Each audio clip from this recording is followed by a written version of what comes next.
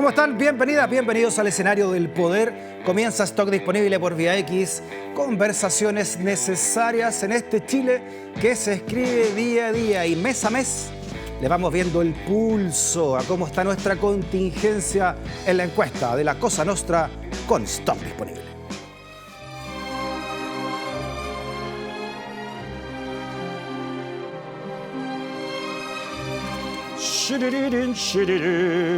Don Darío Quiroga presenta en el estudio ciudadano. ¿Cómo está ahí, Freddy? Bienvenido, don Darío Quiroga.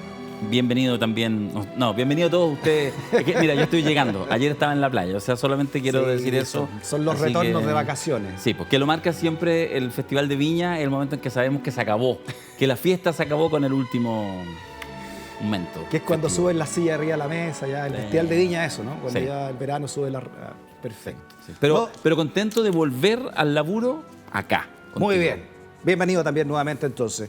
Ya lo vimos ahí a lontananza, vía telemática, desde Valencia, España. Vimos a don Alberto Mayol. Alberto, ¿cómo está la cosa por allá? ¿Qué tal? ¿Cómo están? Un placer saludarte, Freddy, saludar a Darío. Y encantado, como siempre, de presentar la encuesta. El otro día, fíjate que estuve la semana pasada en Chile y fue una reunión y estoy entrando, tengo que pasar el carnet de identidad, qué sé yo, y el guardia me dice, no se pone nervioso, me dice. ¿Por qué? Por tener la encuesta más precisa, porque si es tan precisa y después no la achunta, debe ser terrible. Así que me dejó súper nervioso. ¿Para este año? Claro, para este año, claro. Sí. Bien, el dato del guardia. Sí. Oiga, bueno, veamos si nos ponemos nerviosos entonces, porque esta es la encuesta 24 y tercera o cuarta que presentamos acá en Stock Disponible. Cuarta, sí. ¿Cuarta ya? Cuarta, mira, imagínense. La cuarta es inmoral, qué viejo eso. Ya, veamos entonces dato a dato. ¿Qué trajo la encuesta? Siempre nos gusta a nosotros, como en el periodismo antiguo, decir en qué consistió la muestra y la investigación cuantitativa que tuvo la encuesta que vamos a presentarte a ti en tu casa para la reflexión ciudadana. Es una encuesta no probabilística, con entrevistas online, un marco muestral de un panel de 250.000 personas más o menos representadas en 600 personas que, si no me equivoco, son parte de esta muestra, ¿no? Claro. De norte, centro y sur. Exactamente. Desde Arica hasta Puerto Montt. Perfecto. Dicho esto, entonces, comencemos a ver cómo se desarrollan las preguntas, ¿sí? Comenzamos con las primarias. La siguiente. Como usted sabe, antes de elegir presidente, cada sector realiza unas elecciones primarias. Supongamos que el próximo domingo se celebran estas elecciones. Al ir a votar, usted debe decidir cuál primaria participará y quisiéramos saber entonces cuál de las siguientes dos primarias le resultaría más atractiva a usted. Y aquí sigue liderando la primaria de la derecha sobre la primaria oficialista, ¿no? ¿Cómo lo ve usted, Darío? Sí, mira, hay que hacer la precisión. Ya de hecho vamos a ir a las láminas que desagregan lo que pasó al interior de cada una de las primarias. Pero ya, esta vez, en este ejercicio, lo que hicimos es dejar fuera los candidatos de la derecha que dicen que si van a primera vuelta. Es decir, los que están, vamos a decirlo, fuera de Chile Vamos. Entonces, en realidad, la primaria que está ahí, con tres nombres, que los pueden ver, Jimena Rincón, Evelyn Matei y Carter, sería una primaria, en realidad, de lo que hoy se llama Chile Vamos. Y la otra, en cambio, es una primaria donde pusimos a todos los que hoy en día en el oficialismo, incluso llegando desde el Partido Comunista hasta la DC, ¿ya?, los que podrían participar en esa primaria, lo cual nos equilibra, pero ojo que efectivamente no están presentes aquí ni Kast ni Kaiser en la primaria de la derecha. Claro, porque como dice Darío, eso es como la derecha más ultra, que no iría entonces a una primaria. ¿Cómo lo ve usted este resultado, Alberto? Bueno, yo creo que es bastante claro que la derecha mantiene su supremacía, que mantiene siempre 54, 55, 56 puntos en la primaria. Eso nos da una cierta tendencia respecto a los sectores, pero lo más importante es que estamos aquí en un escenario bastante realista, porque lo más probable es que Kaiser no vaya a la primaria, Kast seguro que no va a la primaria, si es que va. ¿Ya?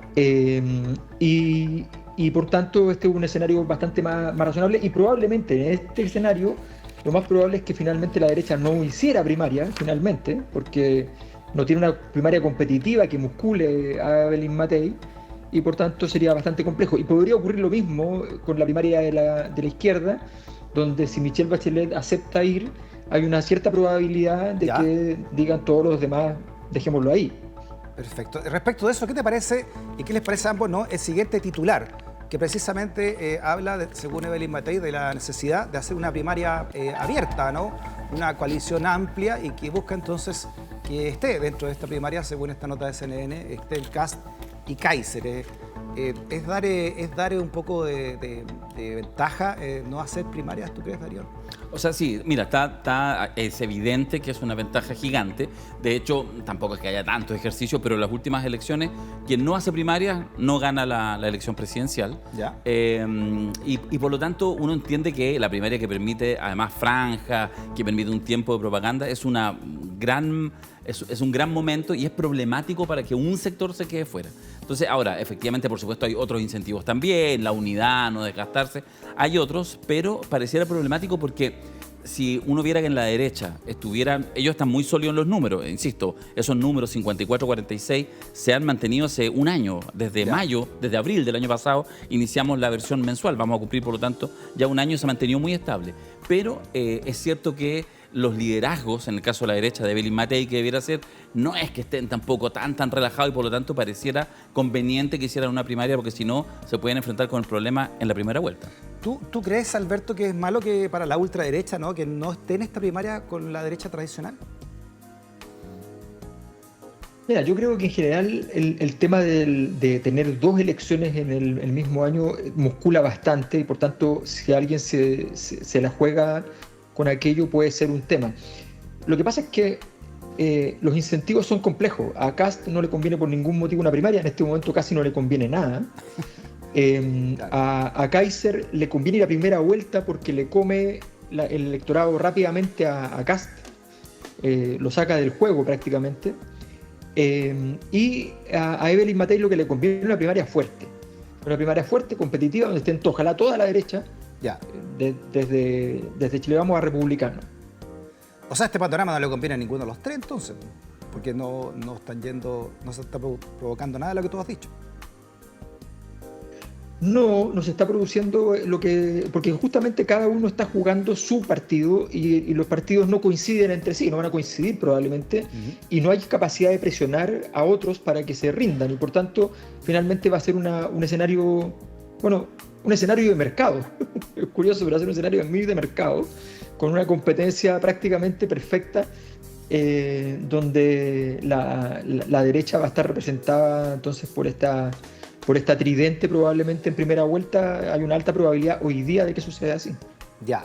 ¿Qué opinan del siguiente titular, ¿no?, respecto de lo que estamos hablando de una potencial primaria o lucha dentro de la derecha? Por ejemplo, que trae el mostrador, donde dice que a Matei afina artillería para enfrentar a la dupla Kaká, ¿no?, la candidata presidencial de la UDI. Entonces, IRN trabajó en la playa en estrategias para abordar temas de interés frente a sus contendores de la ultraderecha, José Antonio Kast y Johannes Kaiser, y en el bloque opositor también mencionan la necesidad de atraer a otros electores. En fin, ¿cómo ven ustedes que debiera entonces Evelyn Matei afinar artillería, siguiendo el titular del mostrador, contra la dupla Kaká? Primero, la mala noticia para la lógica esta, la dupla, para la cuña futbolera, es que no hay dupla Kaká. Hubo hace 4 o 5 meses. No se dan paz entre ellos. No, lo que pasa es que hay uno que ya está para retirarse, ya que está con una lesión terrible a los meniscos, una pubalgia que le vuelve todo el tiempo, que se llama José Antonio Kast. Y en cambio hay otro que está despuntando, que efectivamente fue campeón goleador en segunda división, ahora está en primera división.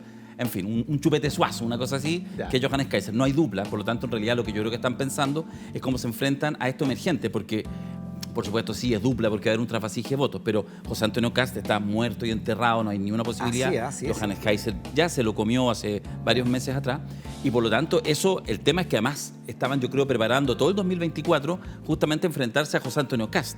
Y entonces cuando les aparece Johannes, que está en el mismo sector político, pero que tiene un liderazgo, características distintas, implica que efectivamente su equipo, y en eso es cierto el titular, tiene que estar buscando cómo contrarrestarlo. Y no es para nada obvio cómo contrarrestar un liderazgo tan extraño y tan líquido como el de Johannes Kaiser. ¿Se lo comió con chucrut definitivamente a Kaiser? ¿También está de acuerdo usted con eso? Totalmente. O sea, fue una guerra bávara que terminó con claridad para el más joven. ¿Ya? Mira, lo que pasa es que son esos liderazgos como el de Boric un poco, que son liderazgos que son difíciles de saber cuáles son sus debilidades, porque las debilidades que tienen pueden ser virtudes. Entonces, al final cuesta mucho enfrentarlo, y sin una investigación muy completa, sin haber logrado trazar claramente dónde está su debilidad, ¿Ya? los ataques finalmente son inocuos. Sí, ¿ah? Ya, interesante entonces, porque no habría una fórmula para la derecha llamada más tradicional chilena de enfrentar esta derecha emergente desde más incluso hacia la derecha de ellos mismos. O sea, estrategia hay. La estrategia, por ejemplo, hace 3 semanas atrás, un perfil que salió un día domingo en La Tercera, ¿Ya? brutal en contra de Johannes Kaiser, no le va a hacer perder adhesión en este minuto que está creciendo. Usted dice que La Tercera... Sí, absolutamente. No ha pedido, es una solicitada. Ya. Sí, no, esa es una solicitada, porque ¿Ya? en el fondo lo que hace es poner con claridad temas ¿Ya? como instala minas que en algún minuto van a explotar. Y lo hacen con antelación. Oye, ¿y cómo leen ustedes esta acción que hizo Evelyn Matei con otros líderes de la derecha tradicional de rendirle un homenaje a este militar venezolano que fue asesinado acá en Chile, a Ojeda, ¿no? A Ronald Ojeda? También dentro del contexto de una derecha contra la inmigración, pero también sabiendo obviamente qué significa la figura de Ojeda en este contexto político, ¿no? ¿Eso sería una estrategia para esta gente? No, yo creo que está jugando un partido equivocado. La gracia de Evelyn Matei es que ella juega en otra cancha. Y mientras ella trate de meterse en la cancha como más convencional de los temas que están hoy día, así como a las 12 del día de moda, no le va a servir. O sea, ella ahí pierde, no gana nada. En este momento, el tema venezolanos quedó a favor de la izquierda gracias a George Harris. Operación fallida George Harris. Claro. ¿No? El comediante, Entonces, repitamos, el comediante que estuvo en el Festival de Viña y que es muy claro, de derecha cuando dentro de su sector, claro. Claro, entonces cuando tú ves que un escenario te cambia inmediatamente el posicionamiento, es porque es un tema que no te sirve, no te vale, no tiene estabilidad. Evelyn Matei lo que tiene que buscar son pilares y no temas coyunturales. Ella es un hombre grande, que tiene más trayectoria que el resto, tiene más peso que el resto y no tiene que entrar en la pelea chica. No, y además sigue demostrando, por lo menos así yo lo veo de lo comunicacional, sigue demostrando que la gran llegada de venezolanos y de la segunda ola de venezolanos se vive precisamente a la derecha chilena, ¿no? Al hacer estos homenajes y seguir manteniendo esta ligación con la colonia venezolana, ¿no? Por supuesto. Ya, vámonos a la siguiente primaria entonces, ¿no? ¿Qué está ocurriendo en el oficialismo y la cantidad de nombres que, a diferencia de la otra primaria, aquí hay un montón de nombres, ¿eh? Miren la siguiente carta. Ya, y es esta, ¿no? Usted eligió la primaria 2 como la más interesante. ¿Por quién votaría en la primaria que eligió? Y aquí Michelle Bachelet, mira, casi la mitad de todo, ¿no? 47%. Darío. Sí, bueno, esta es la segunda primaria. A ver, esto para que la gente lo entienda en su casa. No es que Michelle Bachelet esté marcando el 47%. Es que de todos, de ese 46% que eligió la primaria número 2, es decir, la primaria del oficialismo, ahí están esos candidatos y ahí está Michelle Bachelet. Entonces, sí, lejos, le pusimos a competir ahí a Carolina Toá, a Tomás Bodanovich, a Janet Jara, del Partido Comunista, en fin, al resto de las candidaturas, y ella en ese sentido sigue disparándose en la interna con una intención de voto de un 47% dentro de esa primaria. Ya, quiero compararla con la anterior de la derecha, que también del desglose de la derecha, donde acá el nombre de Evelyn Matei frente a Carter y Rincón es mucho más claro. O sea, la derecha, la primaria de la derecha, si fuera así como ustedes señalaron, lo que arrastra a Evelyn Matei, prácticamente como ustedes dicen, no hay para qué hacer primaria acá. Claro, correcto. Con un claro, 72%. pero fíjate que hay un punto, que es importante, porque si hubiesen estado Kaiser y Kass dentro, habría sido muy distinto. En este caso tenemos en la izquierda una primaria muy competitiva, que es un escenario posible, que la izquierda tome la decisión de ir a una primaria sabiendo que va a ganar Bachelet, pero para muscularla justamente, ¿ya? Con una Carolina Toá yendo, con Tomás Bodanovich yendo. Pusimos a Bodanovich y a Winter para mostrar una cosa que es muy clara, que Bodanovich saca 4 veces más que Winter, porque la tesis central en el Frente Amplio es que más o menos debería ir Winter, ¿no? Y la verdad es que no tiene mucha lógica, porque no saca 4 veces menos. Claro. Entonces, Carolina Toá defiende posición frente a Tomás Bodanovich, pero básicamente está alcanzada. Y en cambio Bachelet en cambio se escapa a estar lejos del resto y está en otro partido en el fondo. Claro, aquí la pregunta de fondo sería estos votos del Frente Amplio, como Bodanovich y Winter, ¿para quién irían? Porque ambos han señalado, bueno, Winter no ha dicho nada, digamos, públicamente hasta ahora, digamos, pero Bodanovich ha señalado que no quiere ir, ¿no? Y aquí tenemos dos candidatas de la llamada concertación que están peleando el cupo del mismo sector, de lo que se conoce entre comillas como socialismo democrático, que son Toá y Bachelet. Sí, fíjate que, a ver, en eso, Freddy, yo lo señalé aquí mismo y hace ya un par de meses, esta sensación con mucha claridad en el fin del 2024 que el oficialismo votó la presidencia. O sea, los que saben de números se dan cuenta que está muy, muy, muy difícil, salvo que hubiera muchos cambios en el escenario, capaz que en realidad no tenga que ver ni siquiera con la búsqueda de nombre del oficialismo, sino con que les quede un escenario dantesco de peleas intestinas al interior de la derecha. Pero por acá, insisto, volvamos a lo clave, 54-46, son números muy estables que están a favor de estas primeras de la derecha, da lo mismo los nombres que pongamos. Acuérdate que hace meses atrás incluso sacamos en algún minuto a Belín Matei y pusimos solo el nombre José Antonio Kast, Carter, igual llegaba ya al 52-53%. Entonces eso está bien estable. Y por lo tanto, entonces lo que vemos en realidad son una danza de nombres donde lo único claro es que en esa discusión interna Bachelet se los come a todos con zapatos. Eso sería fantástico, tú decís, bueno, entonces está claro, hagamos una primaria bonita, buena, pero con resultado conocido, tal como fue el 2013, en la primaria donde Bachelet todo el mundo sabía que iba a ganar, pero se hizo igual y fue un buen momento y después fue presidente. El problema es que esa virtual primaria, si es que Bachelet quisiera entrar, cosa que no lo tengo para nada claro, lo más probable es que va a generar un ganador que después no va a ganar en la elección final a la presidencial. Y eso probablemente hace que esta danza de nombres sea un poco estática, porque en realidad casi todos los que están ahí en esa discusión saben que están yendo básicamente para perder en una segunda vuelta. Ahora, Alberto, la forma en que se puede perder también marca una diferencia importante. Claro. Distinto perder por 2 puntos a perder por 10 o 15, y también cómo se puede ganar o perder en una parlamentaria, con lo importante, y este gobierno lo ha visto, que es tener un Congreso más o menos consecuente con la idea del Ejecutivo, ¿no? Claro, lo que pasa, pero ojo, que la izquierda tiene dos grandes esperanzas y no son absurdas. Una es que la derecha probablemente va a ir dividida al Congreso, a las elecciones del Parlamento, y por tanto van a perder muchos diputados y senadores por esa división. Y la izquierda probablemente va a ir toda junta y probablemente va a ganar mucho más de lo que habitualmente gana con la misma votación por ir todos juntos. Y en segundo lugar está el factor de que hay una alta probabilidad de que, como vamos a ver después, que Johannes Kaiser tenga un rendimiento muy competitivo en primera vuelta, y si eso es así, podría ser que Johannes Kaiser pase a segunda vuelta, y Johannes Kaiser en segunda vuelta es menos competitivo. Entonces ahí se le abre el espacio, o sea, con ese tipo de estructura que está lleno de... Es como Chile clasificando a los mundiales, ¿no? Con la calculadora. Si pasa esto y si pasa esto, ¿no? Está como que la calculadora. Pero puede pasar, pues igual Chile ha clasificado con la calculadora. Pero hay alguna posibilidad estadística real, ¿no? A propósito de lo que tú estás diciendo, ¿sí?, de que pase la derecha y la ultraderecha a segunda vuelta. No. ¿O no? No, hoy día no. Ninguno. No. Ya no. Pero lo hubo hace. Sí, hace 1 año y medio. Estuvo. Perfecto. O sea, cuando Republicano estaba, digamos, musculadito después de ganar los 23 consejeros constitucionales, en ese primer par de meses, en ese minuto te podía dar algo, pero incluso sí era muy improbable, pero ahora ya no.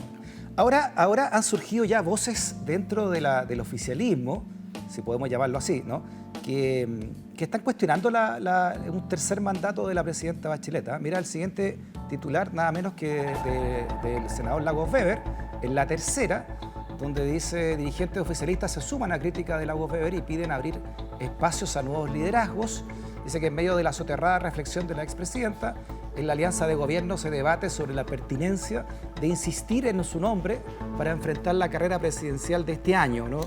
Y habla ahí de estas voces en el sector, incluso el propio hijo de una entrevista desde España, parece que está, ¿no? Sebastián Dávalo, señalando también que no era bueno entonces un gobierno nuevamente de su madre. Yo voy a decir algo para lo cual no tengo pruebas y no tengo ninguna duda. Las declaraciones de Lagos Weber y de otros, nada personal, nada terrible, es en el entendido que ellos saben que la presidencial se pierde. más allá, insisto, de que efectivamente hay ciertos escenarios que están por el lado de la derecha. Por lo tanto, la discusión que en general hay en este tipo de liderazgos políticos es que entienden que sí va a ser importante quien sea candidato presidencial para que pierda en segunda vuelta con 47%, por ejemplo, para definir fuerzas en listas parlamentarias, control de ciertos sectores. Entonces, efectivamente, claro, Bachelet es socialista, Lagos Weber es PPD, son del mismo mundo, pero al interior de esos mundos, lo sabemos bien, hay partidos dentro de partidos.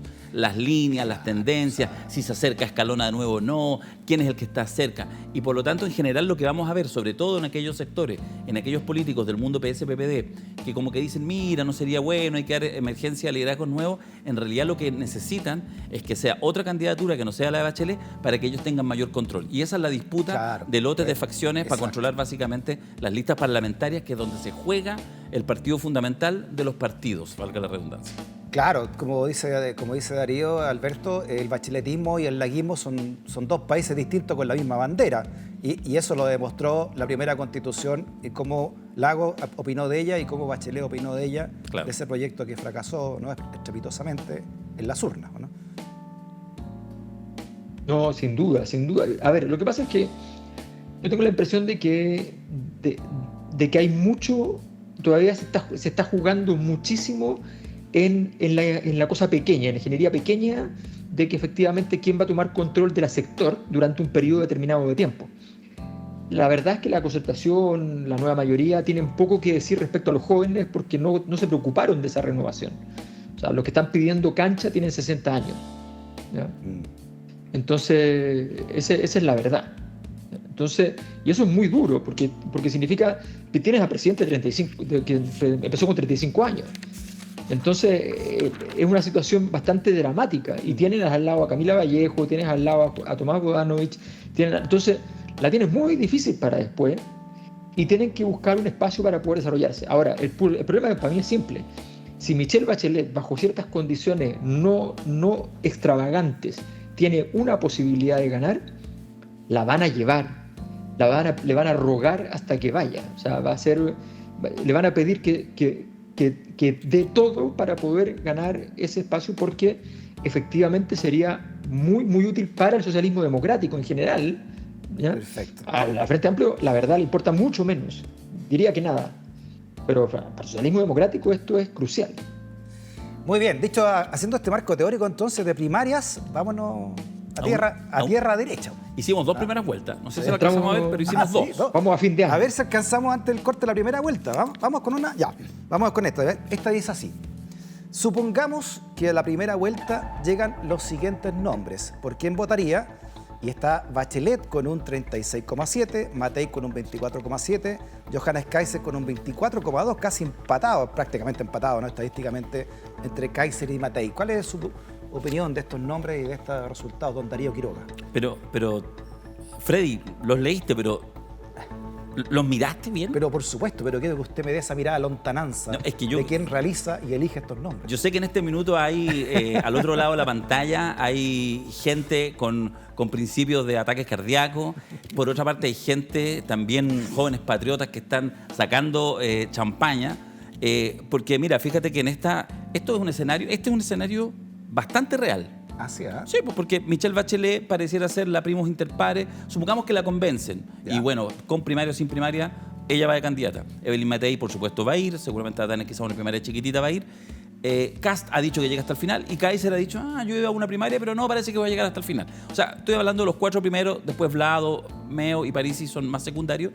Fíjate que en ese escenario, incluso yendo Kast por fuera, como ves, lo cuatriplica.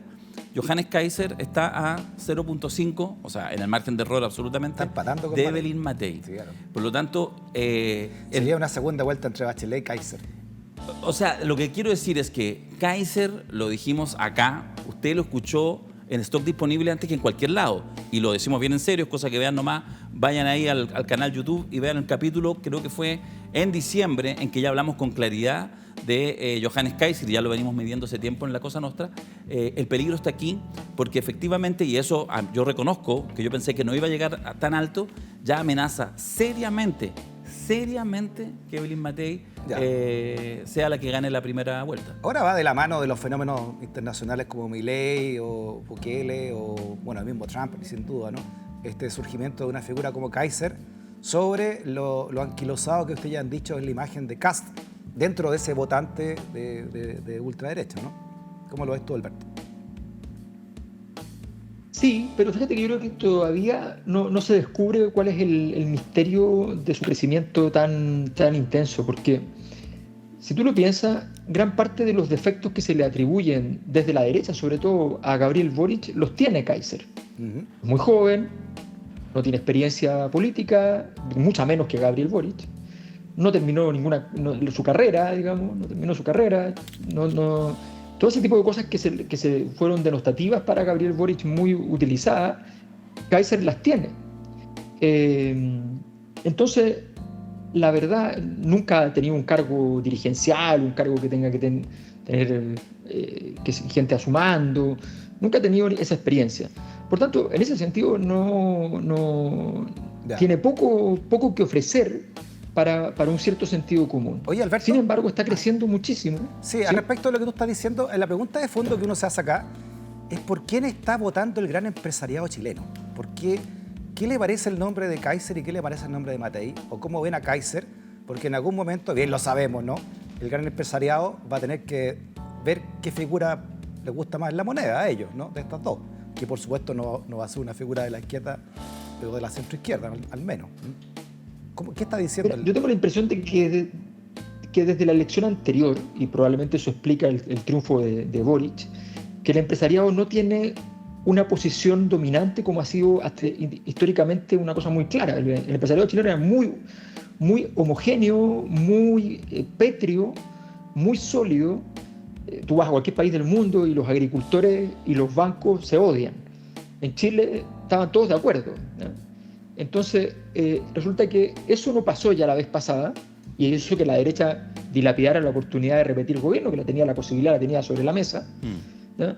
Y en este caso, que tiene el plato completamente servido, estamos hablando de que la derecha podría llegar a sacar 60 puntos, si quisiera, ordenarse, organizarse, tener una estrategia, y resulta que puede perderla.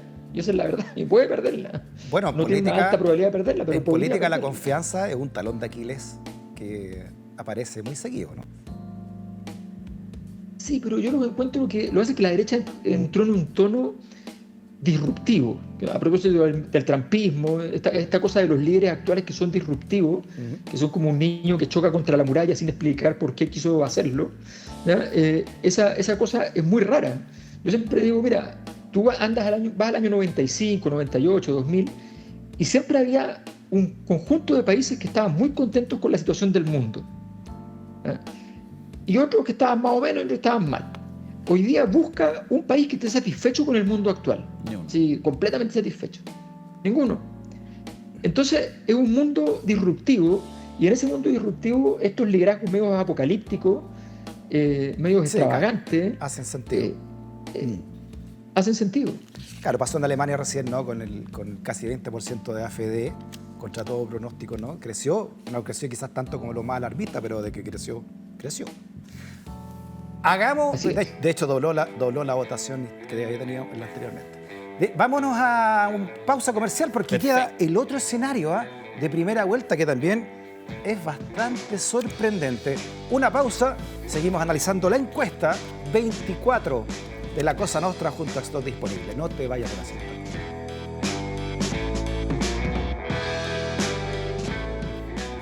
Muy bien, estamos con la encuesta 24 de la Cosa Nostra junto a Stock Disponible. Desde Valencia, España, está don Alberto Mayol, sociólogo, en el estudio, don Darío Quiroga, también sociólogo. Y en esta segunda vuelta hay una maldad. Sí. Una maldad propia de la Cosa Nostra, sí, ¿no? Muy bien. Se saca a Kast y se deja compitiendo solo a Kaiser, y además se suma en la otra vereda la figura de Daniel Jadwe. Miren lo que pasa. Si quiere lo explica usted, don Darío. Bueno, yo creo que este escenario, estoy pensando en los tres primeros. Bueno, aparece Daniel Jadwe, a verlo ahí, mira, fíjate, incluso con Bachelet, ahí tiene un porcentaje, a propósito de la interesante entrevista que ayer hiciste, Freddy.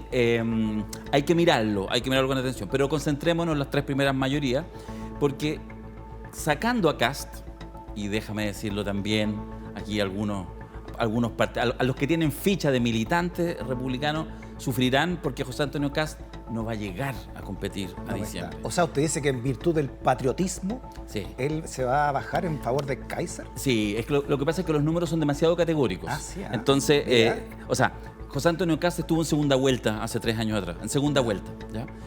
Por lo tanto, evidentemente, no va a transformar después de 2 candidaturas en ascenso, después de toda una organización, creó un partido importante como el Partido Republicano, con Macá, es de los pocos partidos que se crean y que logran como meterse y probablemente sobrevivir y todo.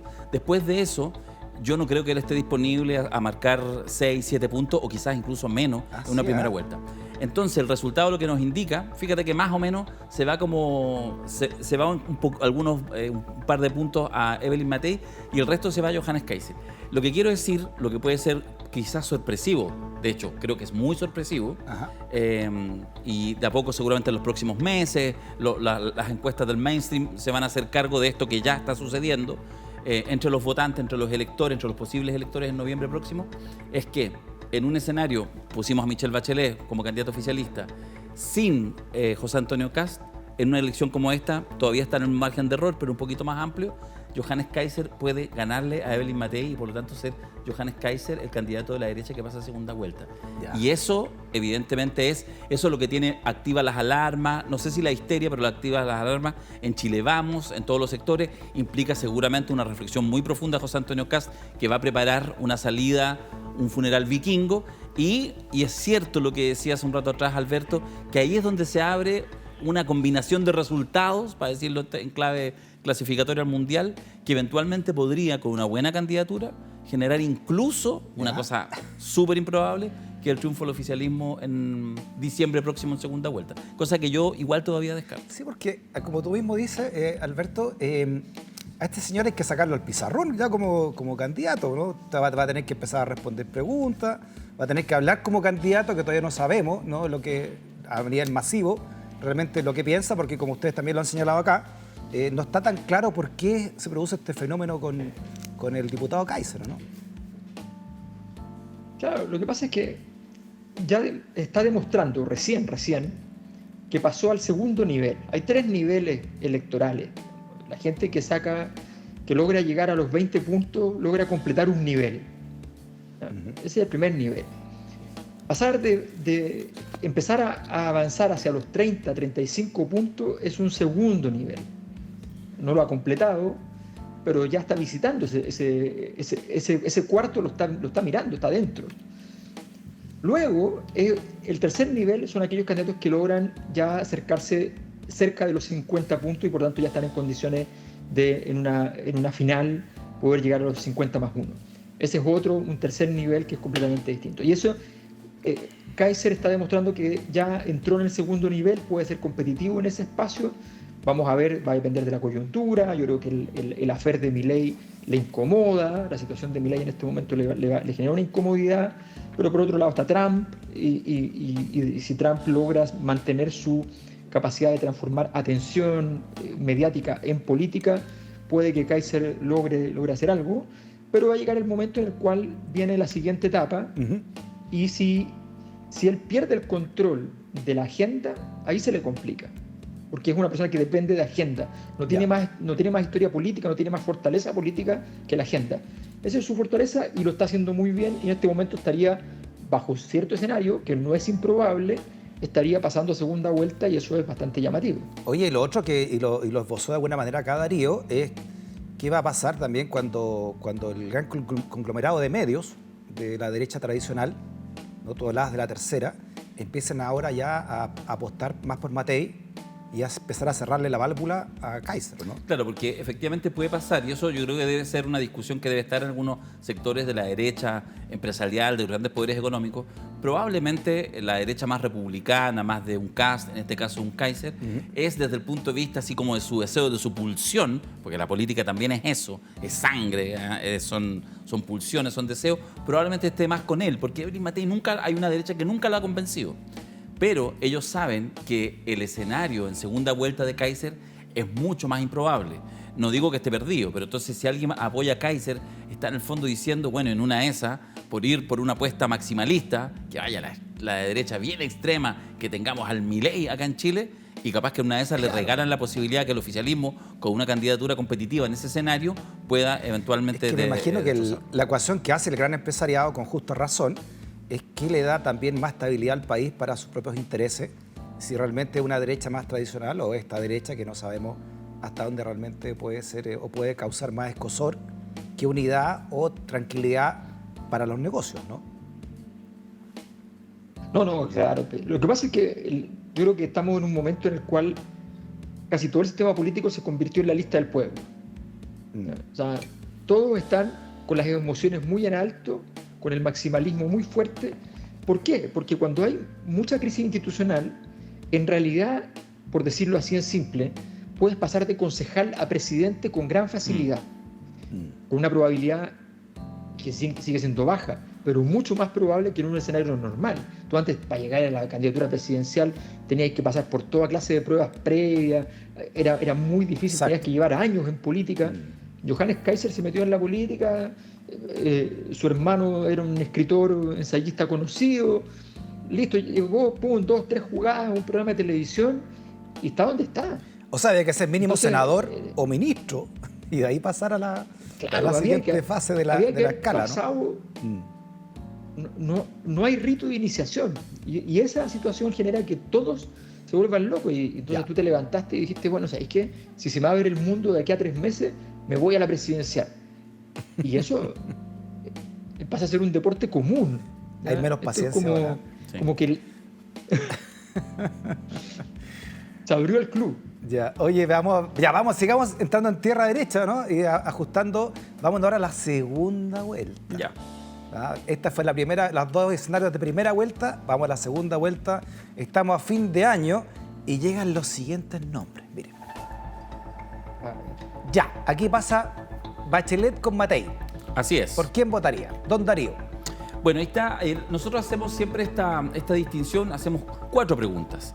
Si está seguro que votaría por Michelle Bachelet, si cree probable que votaría por Michelle Bachelet, y lo mismo con Evelyn Matei. Entonces, por eso es que lo descomponemos y hay que ver los votos seguros. Sin embargo, si uno suma los porcentajes, es un 43% para Michelle Bachelet, sumando el voto seguro y el voto probable, y un 57% para Evelyn Matei. Eso es lo que quiero decir, esa es la parte en que se deprime el oficialismo, porque en general uno dice que vaya Bachelet porque es la que más puede dar cara a Evelyn Matei. Fíjate que se ha ido incluso incrementando, por ejemplo en este estudio de febrero se ha incrementado la brecha, 57-43, sumando voto probable y seguro, y es una brecha, bueno, gigantesca entre la que se supone la candidata más competitiva del oficialismo, que es Michelle Bachelet. Ya, pero es una candidata que todavía no dice que quiere ir. No sé si eso influye o no influye. ¿Qué opinas tú de eso, Alberto? No, yo creo que Bachelet en general está siempre muy presente. Entonces yo creo que no va a cambiar más de un punto, ¿me entiendes? No va a generar un cambio radical. Es distinto, no sé, un Frey, que se aparece Frey y dice que va a ir, puede haber un cambio sustantivo de 2 o 3 puntitos, tampoco mucho más, pero puede haber un cambio más sustantivo. En este caso yo no creo, y en todo caso esta es una diferencia que viene efectivamente ampliándose en el último tiempo.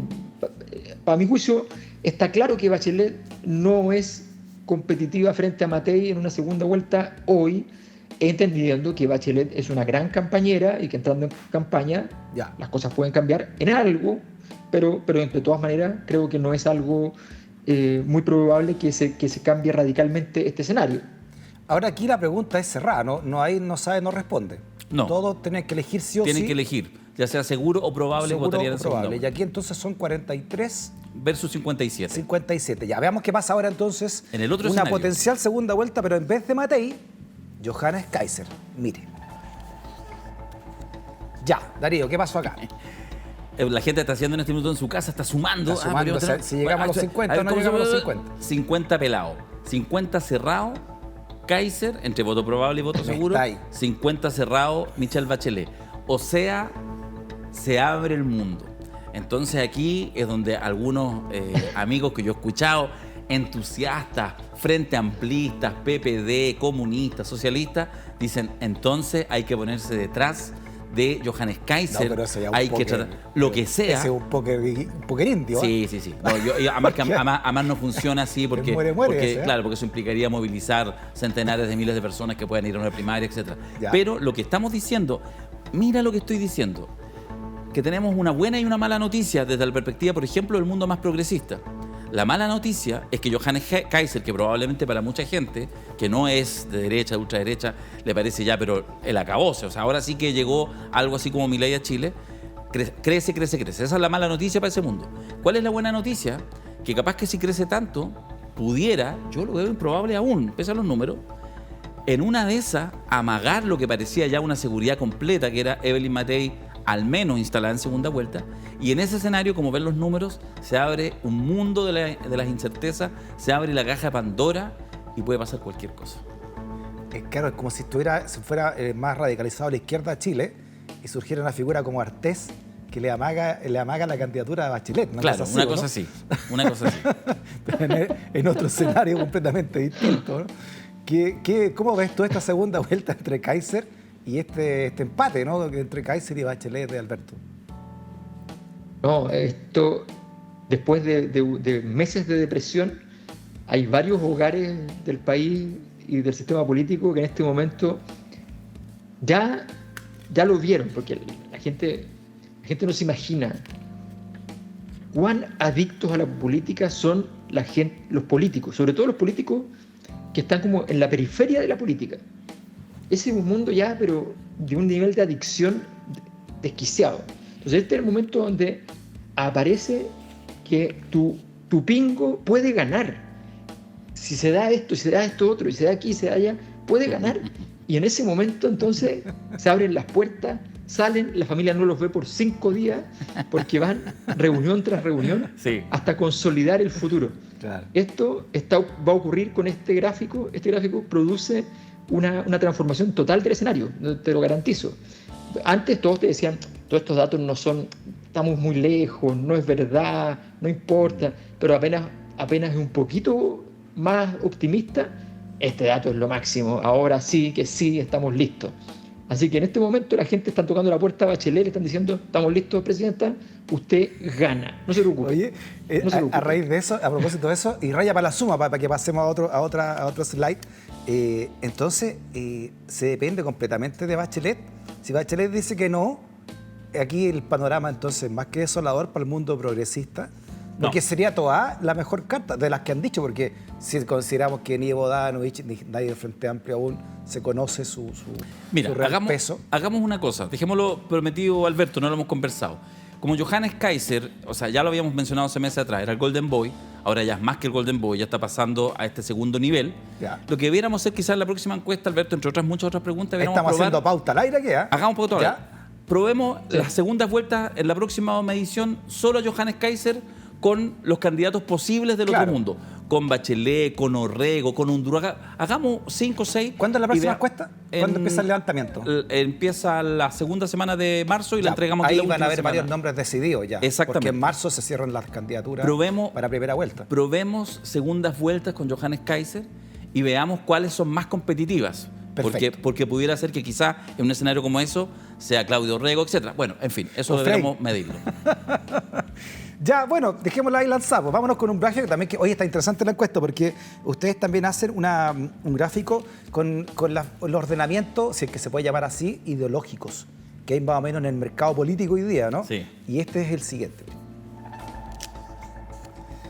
¿Qué considera que es más importante defender dentro de su visión política? Se pregunta esto y revise las descripciones y señale cuál le interpreta mejor. Y acá van del neoconservadurismo con un 26%, derecha liberal clásica, liberalismo integral, izquierda tradicional, tecnocratismo, en fin, ¿no? Y hasta el anarquismo al final, que marca un 0,2. Dale, Alberto. Sí, déjame contarte un poco cómo fue la pregunta, porque nosotros aquí lo resumimos así porque si no, no tenemos cómo ponerlo, pero ¿qué fue lo que le hicimos? Le sacamos los nombres a la pregunta. Nadie puso estos nombres. La gente respondió de acuerdo a una frase. Por ejemplo, La economía de mercado es importante, pero también lo es el mantenimiento del orden social, la seguridad de los valores tradicionales, defendidos incluso por intervención estatal fuerte cuando sea necesario. Si usted cree eso, marca ese punto, y eso es neoconservadurismo, por ejemplo. ¿Quién sería, por ejemplo, ¿Ya? un rostro neoconservadurismo? Para entenderlo así. En general, la derecha chilena tradicional, Renovación Nacional, la UDI, es neoconservadora. Un Jaime Guzmán, un Carlos Larraín, esos son los nombres habituales del sistema político de la derecha, eso es lo normal en Chile. Y eso es la mayoría ahora, casi 27%, se considera cercano a estos rostros, digamos, a estos pensamientos. Vamos a ver que los 3 primeros lugares son de la derecha. Mira. Sí. ¿Y cuál sería, por ejemplo, una derecha liberal clásica? ¿Qué rostro sería de este 17%? Primero expliquemos que básicamente son los que creen en la libertad económica y la reducción del Estado, pero con la competencia como el motor del desarrollo. Son gente que está pensando en la cosa económica fuertemente, pero no son Milei, ¿me entiendes? Son gente mucho más tranquila en tanto tal, no es una cosa tan dramática. En ese contexto, esta es como la derecha de la concertación, lo que era la derecha de la concertación, gente que después se fue amarillo, no sé, o de ese tipo. No, porque son gente más de libre mercado, por decirlo así. Ya, perfecto. Son más fuertes, pero podrías poner ahí, por ejemplo, en Nambiji. Perfecto. Podrías poner ahí a... Ya. O sea, lo que hace es que hay varios que podrían estar en varios. Por ejemplo, Vigi también tenía un poco de tecnocratismo, ¿no? Podría caber ahí incluso, ¿ya? Un nombre como Andrés Velasco en el primer gobierno de Bachelet, por ejemplo. Bueno, casi todos los ministros de Hacienda de la concertación de la democracia en adelante, ¿no? Claro. Casi todos. Claro. Casi todo. Sí. Claro. Fíjate que lo interesante de esta pregunta, esta es una pregunta inicial, es primera vez que la hacemos en los sondeos de la Cosa Nostra. Lo interesante, estamos mostrando, yo sé que la gente lo está viendo, es un poco enredado porque uno podría sentirse identificado con más de una. Con varias, sí. De hecho, vamos a seguir profundizando y lo interesante pues de esto es, que eso lo sabe la gente que, permíteme pasar el aviso, los que aportan a la encuesta todos los meses en la página web seminarioslacosanostra.cl. Con ellos hacemos una reunión de 2 horas donde entregamos los resultados completos. Nosotros hacemos aquí en Stock Disponible un fina selección, ¿cierto? Sí, son 30 preguntas en cada estudio y después se hacen cruces. Entonces lo interesante más de esto es después ver los cruces de estas definiciones que la gente hace. Más Estado, menos Estado, más libertades individuales, el tema de temas transversales como la ecología, medio ambiente, etcétera. Cómo uno hace los cruces y después decir, bueno, y esta persona que dijo todo eso, ¿por quién votó en primera vuelta? ¿Por quién votó en segunda vuelta? Y ahí podemos también ir construyendo ciertos perfiles que son más complejos que la distinción básica izquierda-derecha, pero que, pese a ser más complejos, pareciera ser que aún todavía responden bastante a estos criterios macro de ciertos sentidos de derecha y de izquierda, que es lo que intentamos hacer mes a mes con estas encuestas.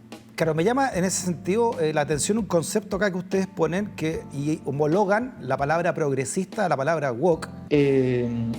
La izquierda, estoy buscando la izquierda progresista woke o neoprogresista. El enfoque está en la equidad social y de identidad, con especial énfasis en el feminismo interseccional, la diversidad de género, la deconstrucción del privilegio, la crítica al colonialismo y al capitalismo desde una óptica cultural y posmoderna. Esa es la definición de woke, para que tengamos claro. Y ese, por ejemplo, sería muy parecido a lo que es la historia del Frente Amplio después de su primera... Cuando se formó el Frente Amplio como Frente Amplio. Recordemos que el Frente Amplio, antes del Frente Amplio, fueron movimientos sociales, movimiento estudiantil, movimiento ecologista, movimiento de la diversidad sexual, hay muchos movimientos feministas, hubo diversos movimientos. Bueno, esos movimientos originales partieron con una cosa más de izquierda tradicional, y terminan mucho más en lo que vendría a ser esta cultura woke, la cultura del despertar. Claro, lo que pasa es que en esta lucha de poder, como diría Nietzsche, de quien pone una realidad sobre otra, hay un triunfo, creo yo, en menospreciar y ridiculizar el concepto woke. Que incluso gente de izquierda, pensadores de izquierda, han dicho que la izquierda no tiene nada que ver con lo woke. Por eso digo yo que quizás si ustedes ponen acá woke, uno dice, yo no quiero ser woke, por más que tú le encuentres razón a algunos postulados que ustedes han señalado como... Pero es que no le pusimos... No, pero es que nuevamente, la pregunta no incluía la palabra woke. Perfecto. Los rótulos no están. Nosotros nunca usamos rótulos. Perfecto. Nosotros ponemos un concepto y después para que las personas que leen la encuesta entiendan de qué estamos hablando más o menos, ponemos el concepto con el cual es conocido. Pero en el fondo nosotros pusimos el concepto. Nunca, si ustedes se fijan en las primarias, tampoco ponemos esta es la derecha, esta es la izquierda. Ya. Porque no queremos justamente que se produzca un sesgo por el nombre. Ya. Oye, interesante. Bueno, estamos terminando. ¿Dónde se puede entonces profundizar sobre los conceptos de qué es lo que es en Chile hoy día ser progresista o de más tradicional de la izquierda o liberalismo integral o derecha liberal clásica, en fin, ¿no? Porque es para entender un poco, como te digo yo, la arquitectura de hoy enrevesada que hay en la política, donde uno podría sentirse parte de varios conceptos y no solamente de uno, ¿no? A la hora de votar. Sí. Bueno, sí. Sí. Lo que pasa es que está en un proceso en evolución. Fíjate que tú hace 15 años atrás, no tanto, prácticamente no existía una derecha que se llama ahora iliberal o antiliberal. No existía eso. Exacto. Existía una derecha un poco más conservadora con elementos liberales en lo económico, pero no existía una derecha iliberal contra la globalización. La globalización hace 15 años era de derecha. Hace 15 años. Y con Trump ahora ya no. Y ahora desde que Víctor Orbán en Hungría empezó a conceptualizar una nueva forma de hacer derecha, que ha sido muy exitosa, y que Trump en realidad es heredero de eso, resulta que desde ese entonces tenemos una derecha que está contra la globalización financiera, contra un conjunto de elementos que es bien interesante y bien llamativo, mientras la izquierda cada vez abraza con más fuerza la globalización, que hace 20 años, recuerdan los movimientos contra la globalización, el movimiento ATTAC, qué sé yo, recuerden lo que la izquierda estaba comprometida en eso. Esto está cambiando mucho, cambia mucho y por tanto todas estas categorías hay que ir construyéndolas más o menos históricamente. Muy bien. Oye, se nos acabó el tiempo, lamentablemente, Alberto, pero muy interesante esta encuesta 24, quedamos pendientes con la encuesta de marzo, donde ya, como lo dijimos, ya van a haber nombres concretos y decididos, Alberto. Así que te mandamos abrazo grande a la distancia hasta Valencia, España. Que estés muy bien. Un abrazo, gracias. Don Darío Quiroga, también gracias por haber venido. Muchas gracias, Freddy. 24 encuestas dentro del Nos encontraremos a fines de marzo en la encuesta 25. Perfecto. También muchas gracias por la sintonía y por ser parte de esta comunidad del pensamiento.